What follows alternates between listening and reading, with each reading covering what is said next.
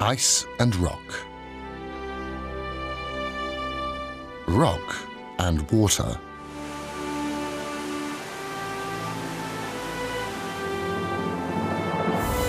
Rocks that grew in water and have been shaped by its erosive force.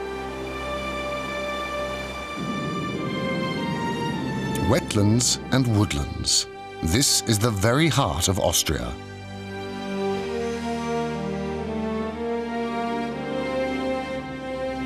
An archaic landscape, but boasting a rich cultural heritage.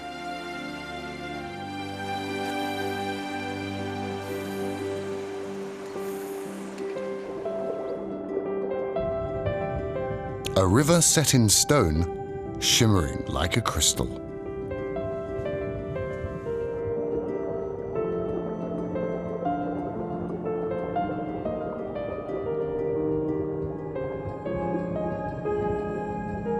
Winding its wild way from the Alps down to the Danube.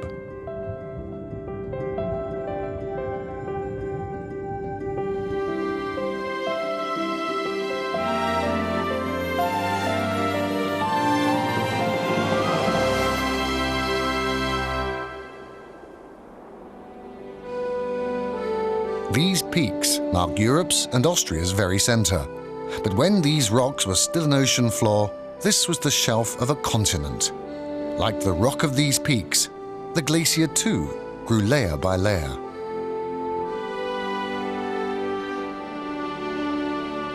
And layer by layer, both are wasting away. A warming climate is turning ice into water, and soft water is eroding hard limestone.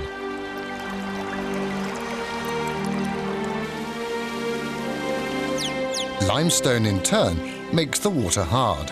For millions of years, unimaginable masses of water have eroded unimaginable masses of rock.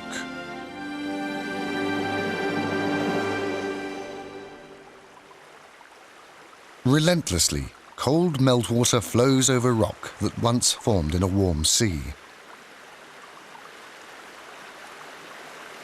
The colder the water, the more aggressive it is, sculpting limestone into bizarre shapes and eventually making entire mountain ranges disappear.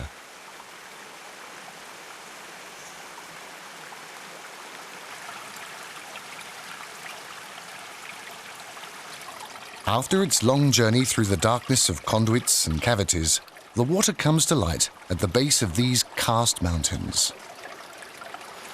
Innumerable wells feed into the system of the River Traun. Some appear for just a few hours or days a year, others just once every few years.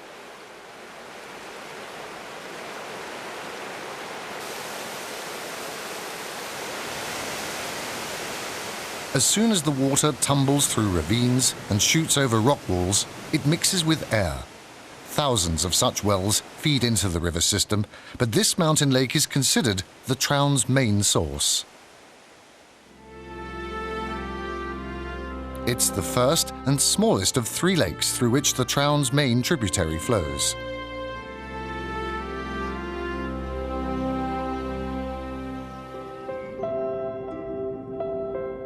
Thundering waterfalls, silent lakes, and a mighty river. The features of this waterscape could not be more diverse.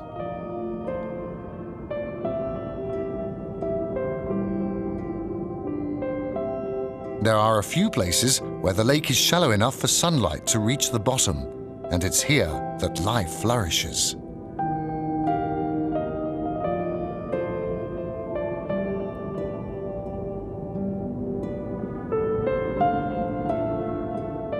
Only a narrow top layer of deep, dark lake toplets is in exchange with the atmosphere above. Warm, moist air from the Atlantic pushes against the rocky barrier of the Northern Alps and is forced upward. As the air cools down, it loses its watery charge. This is how the mountain fetches its wealth of water from the sky.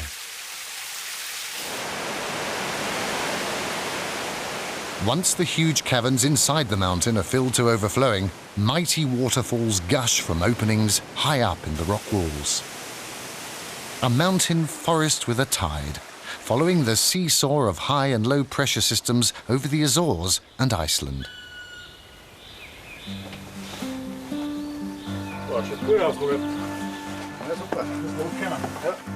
Due to the wealth of water and its erosive action, these karst ranges boast the deepest and longest cave systems of the Alps.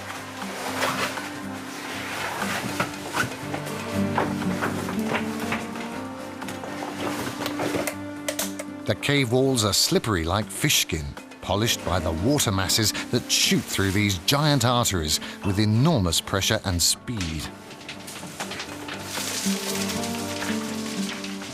A descent into this wet world can only be risked when a stable high-pressure system guarantees dry weather.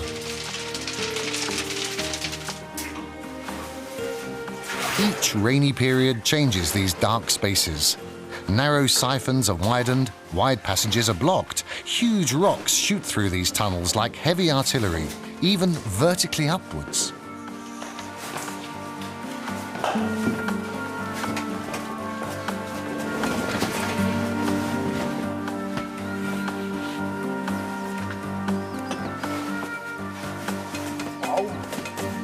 The clammy climb is rewarded by the Alpine panorama, a view as dazzling as the sparkling light of the glaciers and lakes. The Traun River system boasts 76 lakes, some very deep, all very still. But the streams between them are anything but still.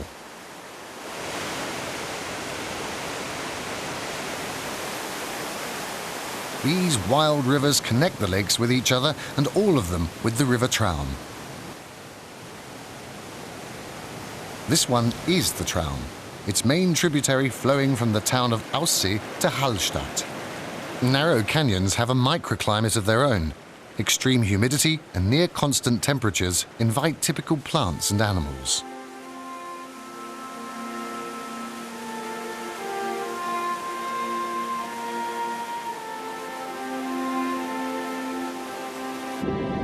The way of the water is often the only way through this steep, rugged terrain.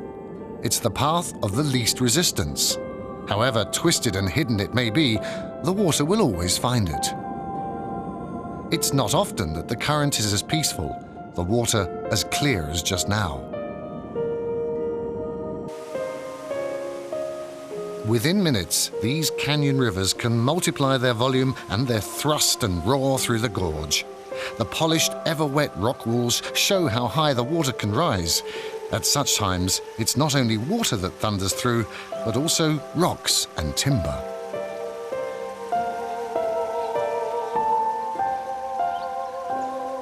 Masses of timber were once needed in this region.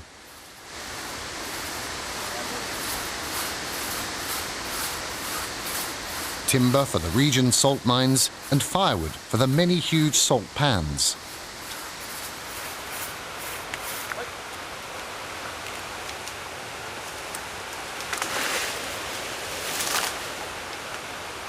But even though the mountain forest produced enough timber, getting it out of this rugged terrain was a challenge.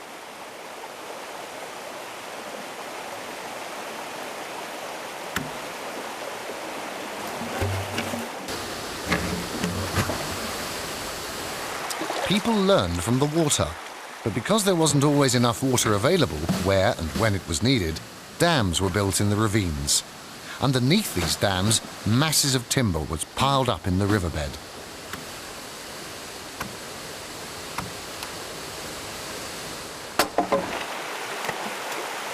For a few hours, the flow of water was shut off. There were many such dams in the canyons. This is the last one that's still intact.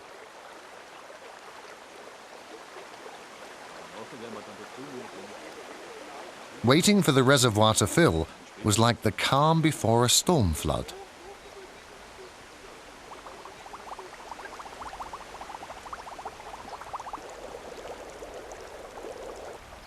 This reservoir holds the volume of 10 Olympic pools, 75,000 cubic meters.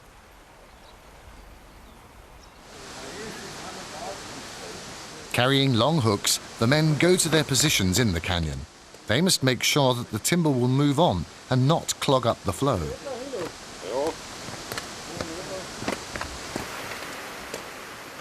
This is a historic day. The last timber dam operates one last time, just for filming. Then timber drifting is history for good.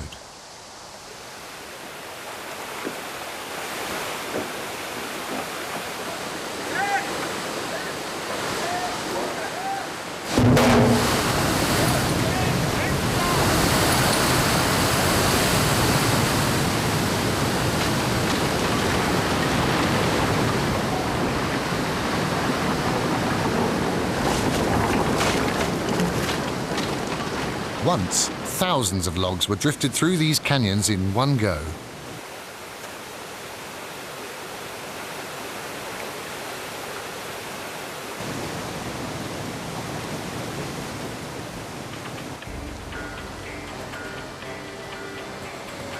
Whatever happened, backlogs were to be avoided. Behind a backlog, the pressure would build up enormously. This was dangerous work. If a man slipped and fell, he was a goner.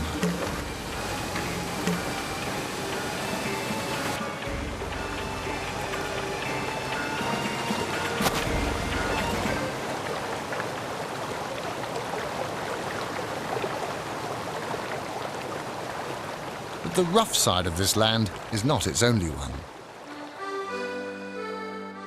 Even in the early days, there was more to life than backbreaking work.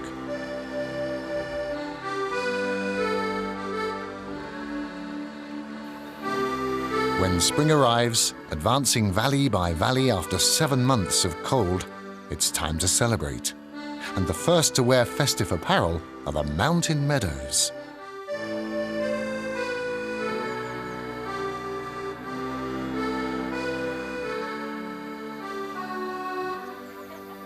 The Daffodil Festival of the Salzkammergut region in May is more than a local tradition.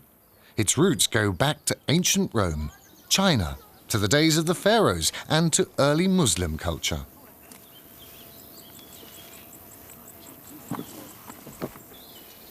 Mohammed himself was touched by the beauty of these tender white stars. Bread nourishes the body, he wrote, but daffodils refresh the soul.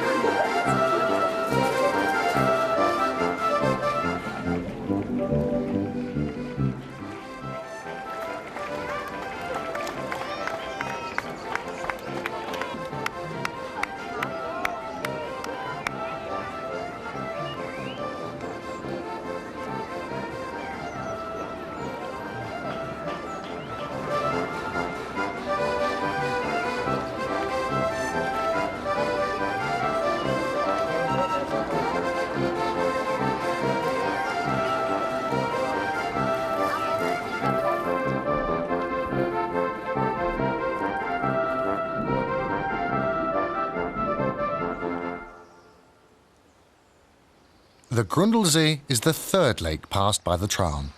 Throughout history, its waters have shaped local culture, and that's even true for its underwater realm. Dozens of insect species and billions of individuals begin their life cycle among the rocks of the riverbed. In May, after having spent a year in the water as larvae, the first caddisflies get ready for their maiden flight.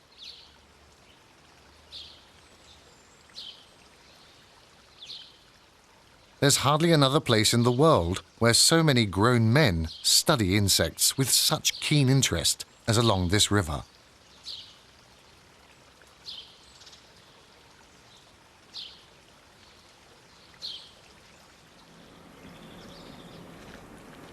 For 1.5 centuries, this region has produced masters of an art that requires precise observation of nature, great creativity, and meticulous handcraft.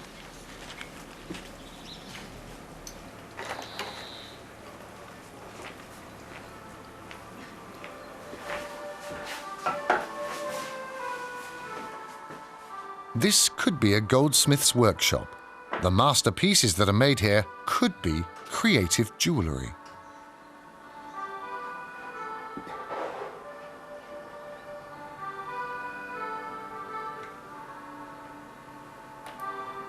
The raw materials are as precious as gold. Tail feathers of specially bred Indian roosters.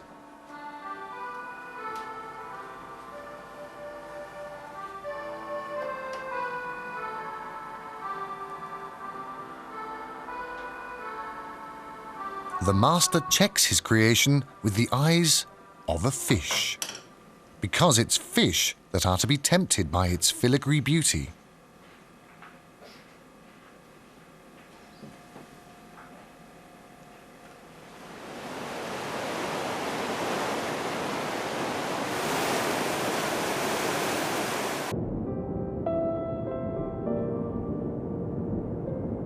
Lots of things drift down the river, but only a few are worth pursuing in the eyes of a trout.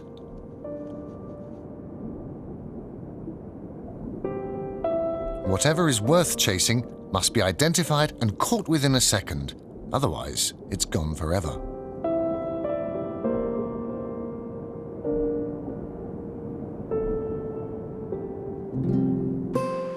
The play between those up there and those down here, it's based on deception. Both the trout and the burbot are trying to stay out of the relentless current.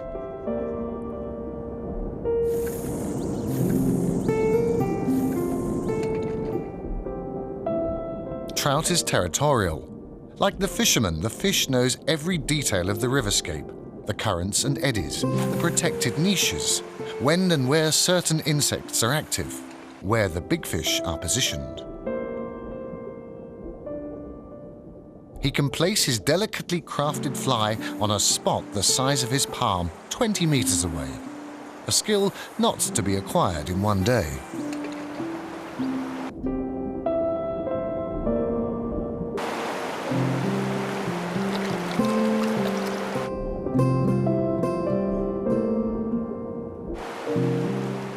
Fly fishing is a game with strict rules and no fluke.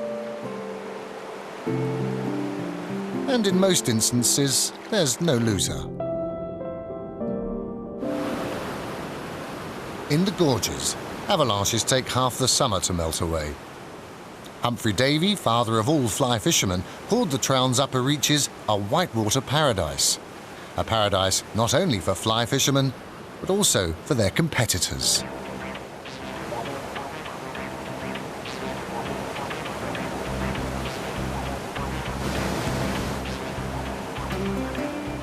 This too requires mastery. These waters are not for beginners.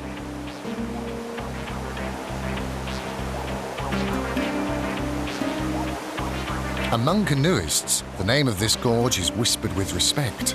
Fly fishermen whisper it with rapture, the Koppentraum.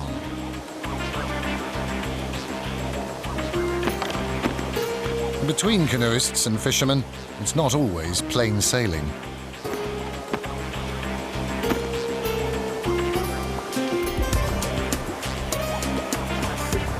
Collisions of interests between the groups sometimes lack elegance. Canoeists and fishermen may have little understanding for each other, but both do understand the river.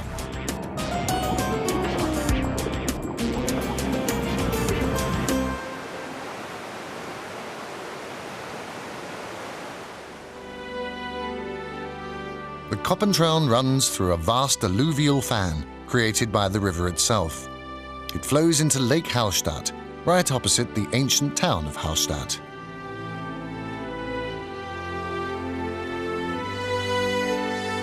For at least 3,000 years, a settlement has been squeezed into this narrow piece of land between the lake and the mountain. Hallstatt is the world's oldest salt mine and a World Heritage Site. Until the 19th century, the town could only be reached by boat or mule. Even from house to house, people went by boat.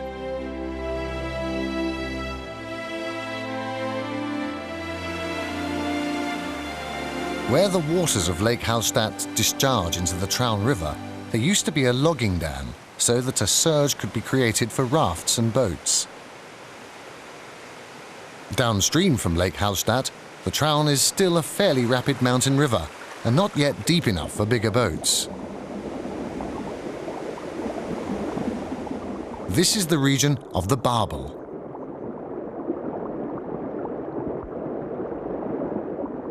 In contrast to the trout of the whitewater region above the lake, barbel prefers a bigger body of water. In the slower current, they need less energy and consequently less oxygen than the trout above the lake.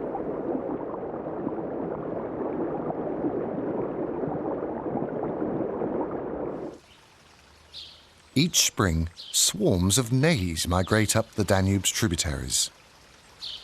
Once, the nays was one of the most frequent fish in the streams of the northern foothills of the Alps. Today, they are an endangered species. In many rivers, hydroelectric dams block their migration routes and have buried their grazing grounds under silt. Many of their spawning grounds have also been destroyed.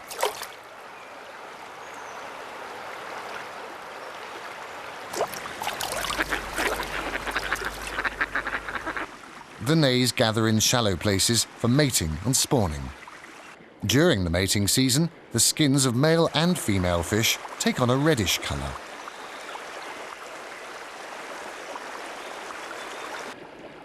Each female lays up to 100,000 eggs. After spawning, the fish return downstream to their home waters.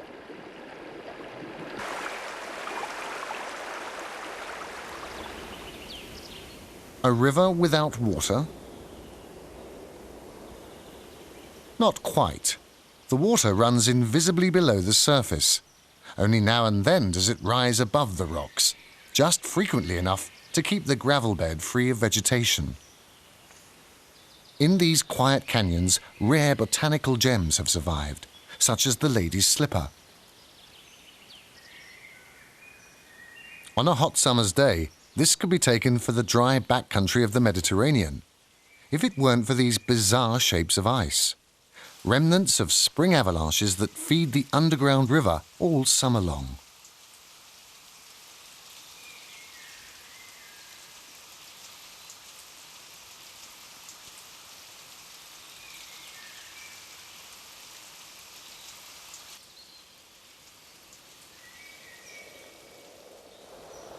Higher up, not far below the timberline, amphibians and reptiles now emerge from their winter quarters.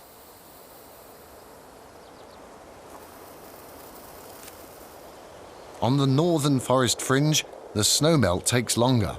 The water is icy, yet it's boiling. For a few days, hundreds of brown frogs make a great stir. In contrast, the northern viper is anything but a cold water fanatic. At this time of year, all the viper wants is a sunny spot, and to get it, she takes the shortest route.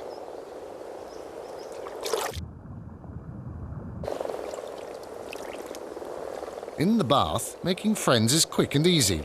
The party takes place once a year and only lasts a day or two, so no time is lost. Cold hands? No problem when passions are hot.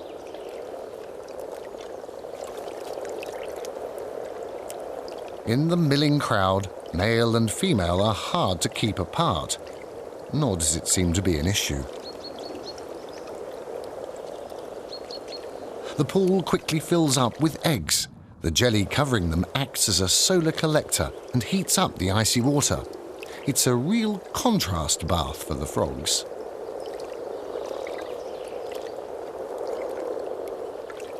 In a few weeks, the pool will be swarming with tadpoles. They will have to mature quickly before the pool dries out again. Myriads of lives, an entire generation, will depend on the weather. Tadpoles have gills, but as they mature into frogs, they develop lungs, and can leave their watery cradle. But even a mature frog needs constant moisture and quickly dies in dry surroundings.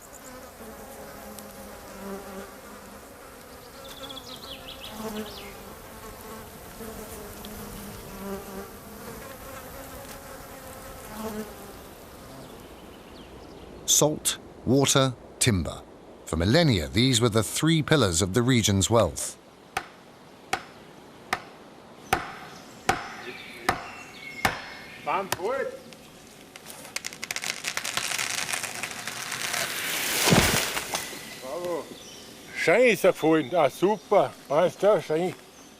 Once, hundreds of lumberjacks worked the woodlands of the Traun Valley, far from any settlement. The men would spend weeks in the mountains in a rough and often wet climate. When a new lumbering was started, the first thing to do was to build shelters. This is Austria's rainiest region. The building material was at hand, supplied by the first tree that was felled. On the very first evening, a crew would move into their brand new summer bungalow by the riverside.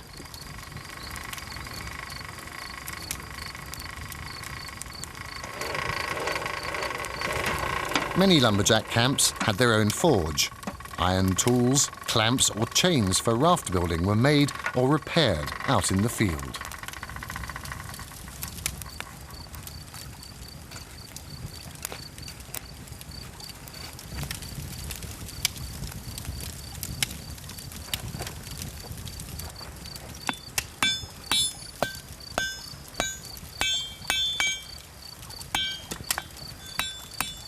There were no forest roads. All the timber had to be hauled to the riverside.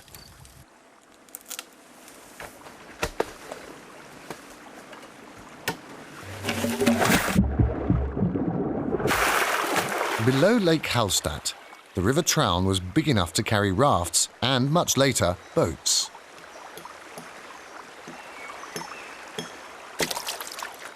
Hazel rods held the logs together. The iron was to be used sparsely.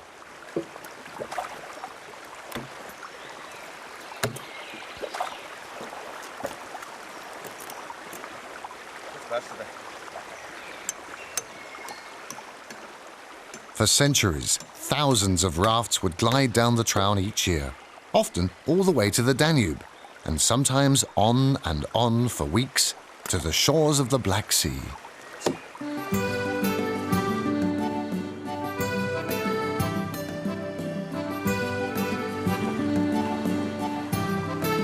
Usually, the vehicle was also the cargo.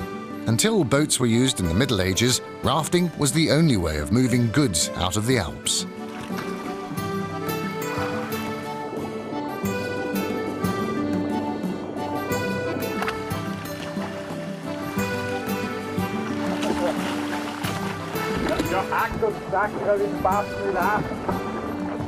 For rafts, it was a one-way journey, and in the early days, even boats were built for just one trip downstream. But when timber became less plentiful, the boats were pulled back up again.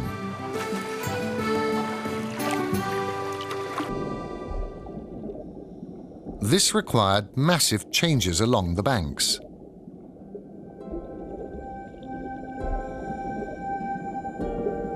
Solid pathways for horses were built and dikes to create ideal currents for the vessels.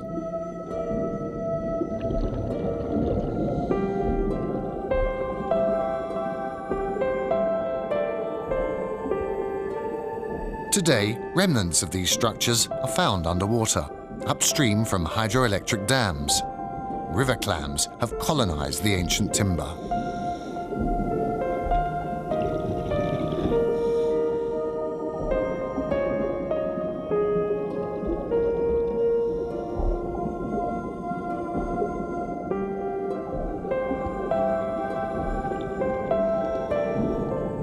Once, raftsmen and boat crews would have been drinking, singing and brawling in this riverside tavern.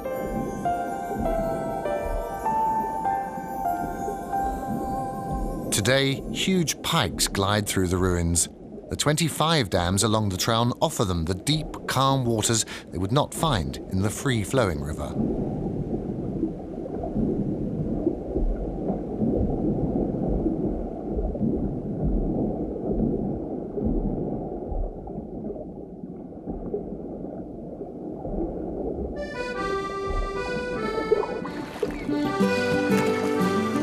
Once, boats from the River Traun were exported to all parts of the Austrian monarchy. The Imperial Army used these sturdy vessels to build floating bridges across the Danube.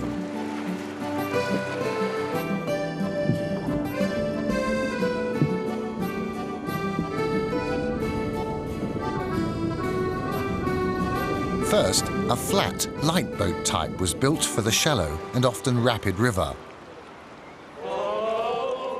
Then, step by step, the river was adapted to carry even bigger boats, until no stone along the river was left unturned.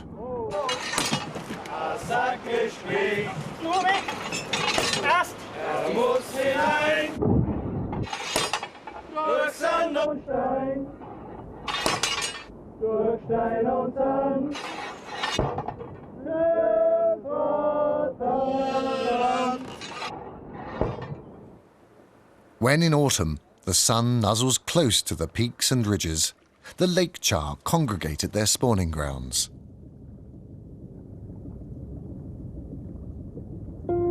The first snow already shines from the peaks when fishermen row out to familiar spots near the lakeshore.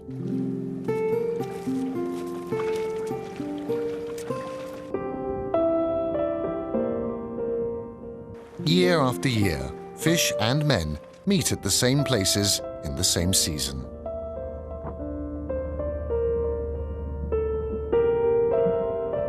Spawn fishing is an ancient tradition here. To protect the fish population in the lakes, char have always been bred in fish farms, but the eggs for breeding come from wild fish.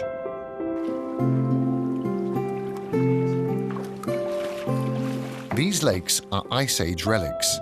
Even the Arctic char is such a relic.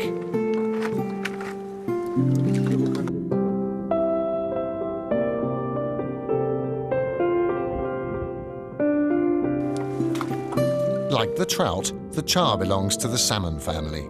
It's found in many alpine lakes, and it's a prized delicacy.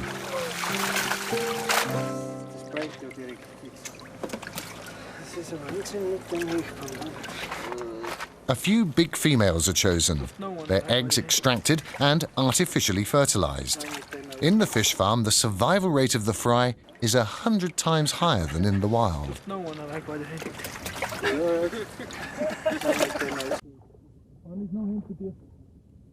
The spawn fishing ends when the first ice appears along the banks.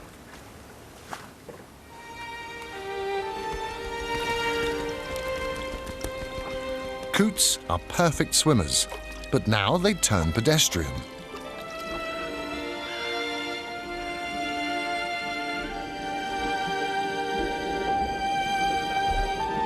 In Austria, Christmas used to be a season of quiet contemplation.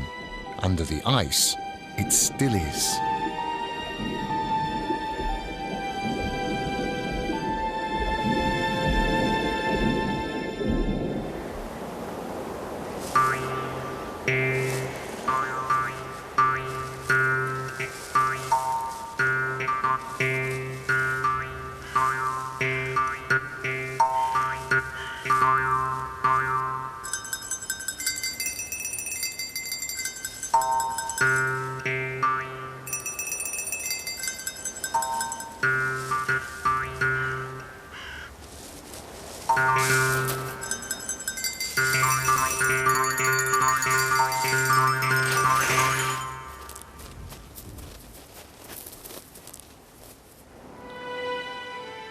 If it's cold enough for the lakes to freeze over, the skies in these valleys turn blue.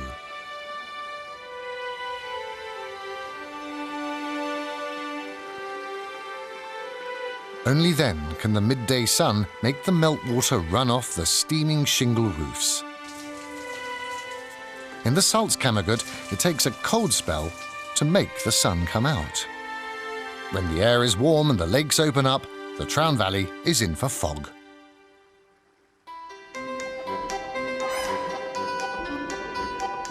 Underwater, winter is the clearest time of year. European crayfish have become rare, but here, along the Traun River and in the lakes, they still have a stronghold. Certain traditional sports of this region must have been inspired by careful observation of the wild underwater world.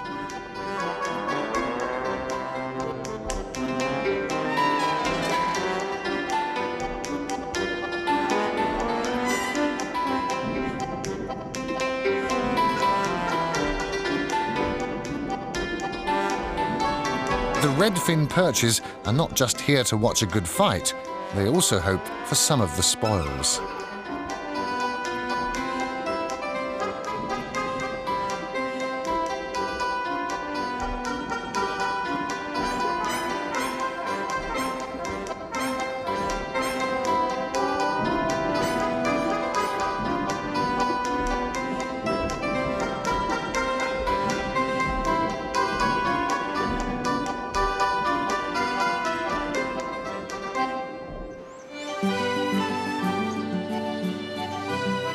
Spring brings the next paradox. Instead of approaching from the south, as one would expect, it comes from the north, from the Danube Valley, moving slowly up the Alpine valleys. Weeks before the first mayflies emerge along the Traun's upper reaches, they leave the water in the middle and lower reaches. The larvae of the caddisfly are opportunists. They devour whatever animal protein they can find, dead or alive. And they are underwater architects, building portable cases from all kinds of materials as a protection against enemies and the current.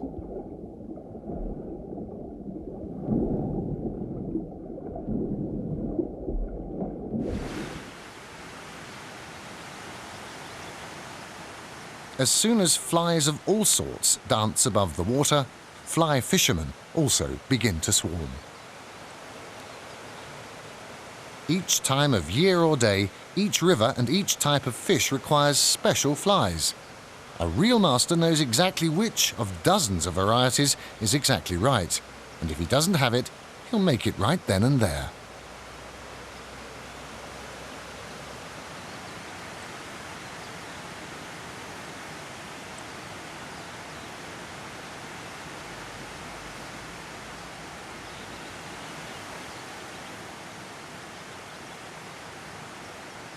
The Traun and its tributaries are among Europe's most highly prized fly fishing waters. But for Humphrey Davy, author of the Fly Fisherman's Bible, Salmonia, this Alpine river was a new discovery.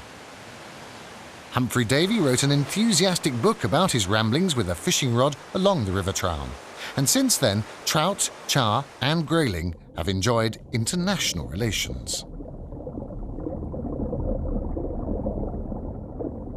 Thanks to Humphrey Davy's precise descriptions, we know that the distribution of fish species along the Traun has greatly changed as a result of river regulation for shipping, hydroelectric dams, and the introduction of foreign species like the rainbow trout.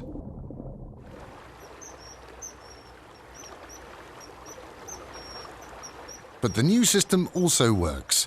The water quality is excellent. The fish population rejuvenates naturally. The clearest indication of a healthy river is the presence of fly fishermen and of flying hunters for fish. Even in Austria, there are few people who have ever seen such a flying jewel in the wild. Anyone lucky enough to have this encounter will hardly forget it. To build their nesting tunnels, kingfishers need steep riverbanks that are repeatedly undercut by the current. Such places have become rare in Europe, just as rare as wooded riversides and clear waters with a rich supply of fry.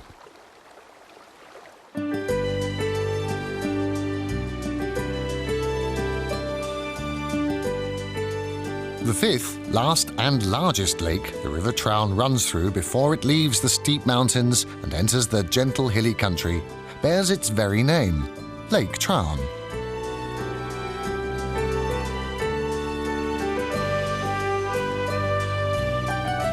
Its banks offer ample space for settlements. In the days of the monarchy, many of these towns were famous summer resorts: Schloss Ort, Bad Ischl, Gmunden.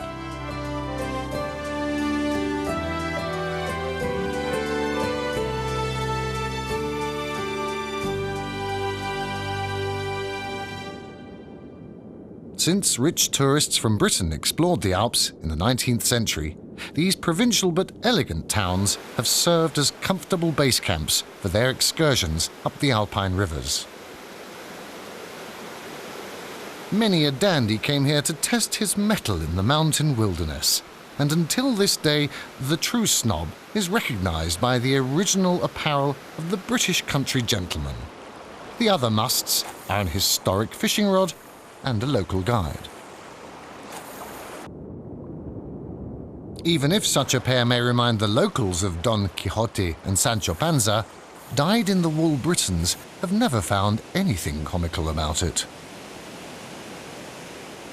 Just the fish might have risked an outright laugh. But sometimes, on rare occasions, the last laugh wasn't on the fish.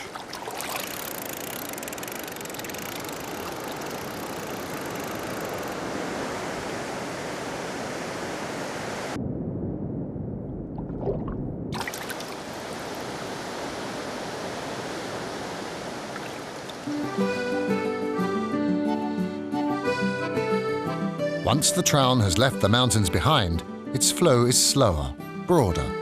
Yet it still has enough energy to drive another handful of power stations. The backlog above the dam goes back for miles. Here, the water is deep and still, and warms up more easily.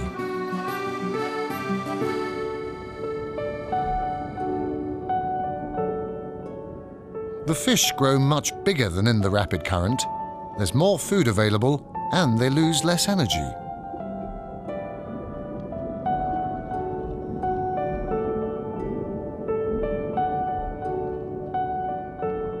These pikes are giants, up to 1 meter long and weighing 10 kilos. Once they're fully grown, they top the food chain. Their size and number shows that the rest of the chain adds up to an impressive biomass.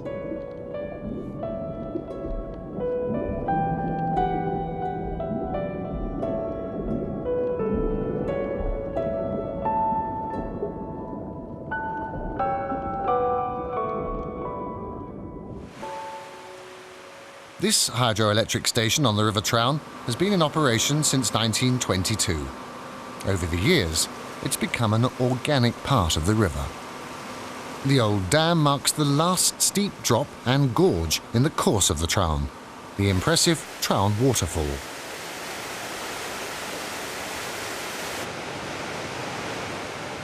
For one last time, the water is thoroughly churned and enriched with oxygen.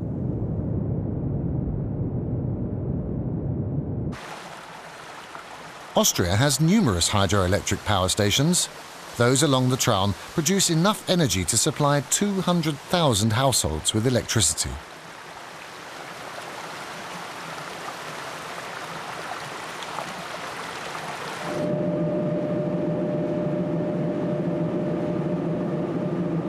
This is not an industrial museum, but the inside of a power station that has been running since 1888. The wooden cogwheels protect the steel machinery in case of a sudden logjam, and they are regularly replaced.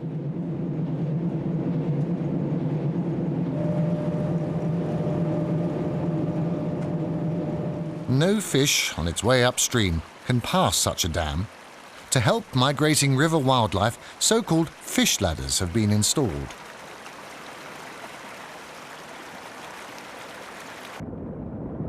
Through a string of pools, the fish can climb up past the dam.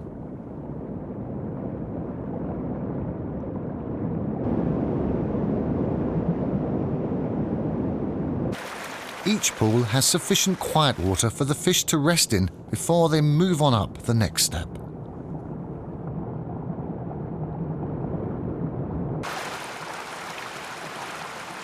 To the fish, this man-made ladder appears like a natural cataract.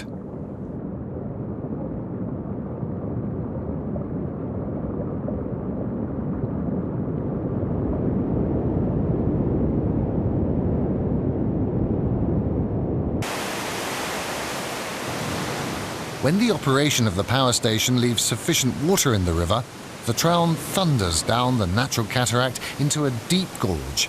Then the mossy rock walls echo the river's wild days of old. In the gorge, for one more time, the Traun displays its enormous energy. Then, just a short stretch downstream,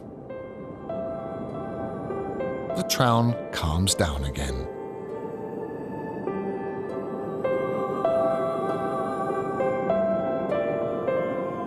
This is its deepest, calmest, clearest part.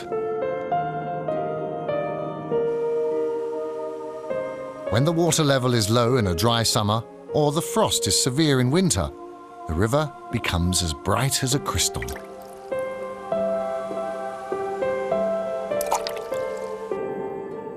Then, this silent dream world makes the other world up there seem infinitely distant and unreal.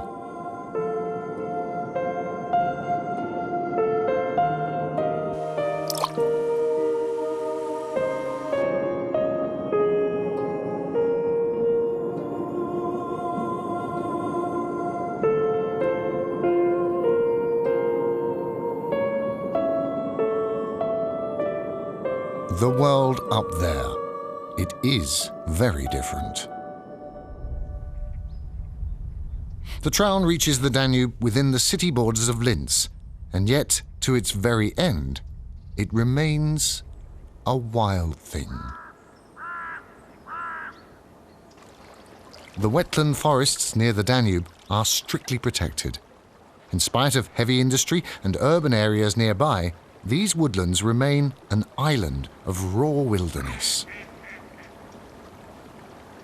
It may be just a tiny remnant of once sprawling river woodlands, yet precisely for this reason, its value as a wildlife refuge is priceless.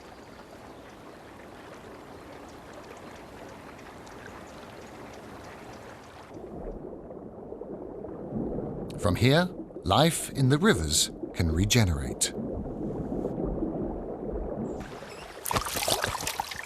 Waterfowl find rich feeding grounds, refuge and nesting places.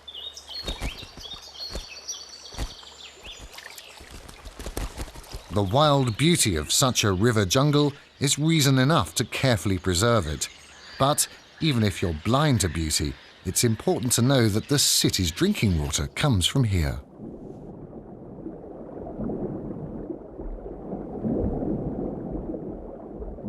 The wetlands are multicultural.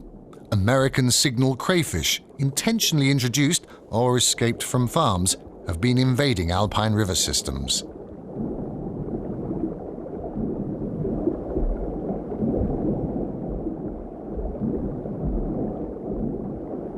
Wetland forests are Europe's last jungles, below the water surface as well as above.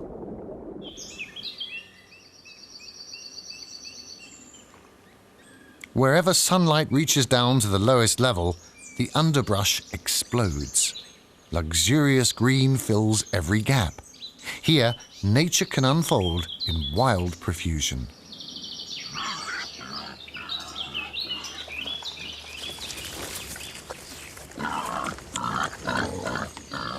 Where, if not in such a wetland forest, can you sense the value of unexploited wilderness?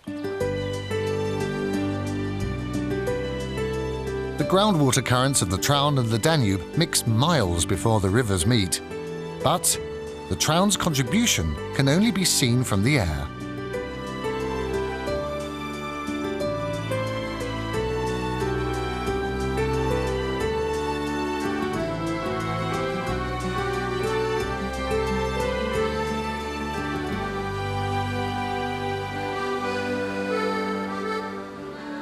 Water. Pure water. It's one of the prime treasures of this land.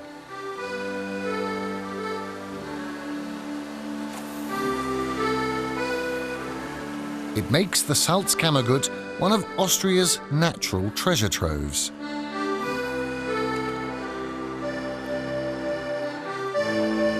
Canada may be bigger, but for Austrians, this water wilderness just lies a little closer.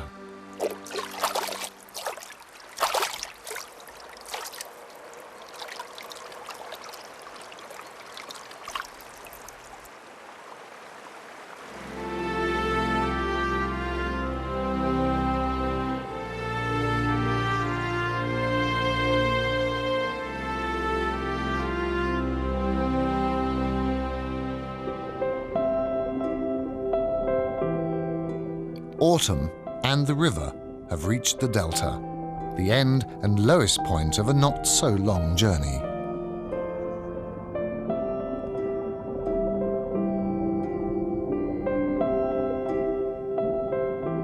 Looking back on a clear autumn day like this from the banks of the Danube, you can see the snowy peaks that mark the source of the Traun. Looking ahead, you can imagine next spring. The next swaying underwater jungle growing from this autumn's leaves.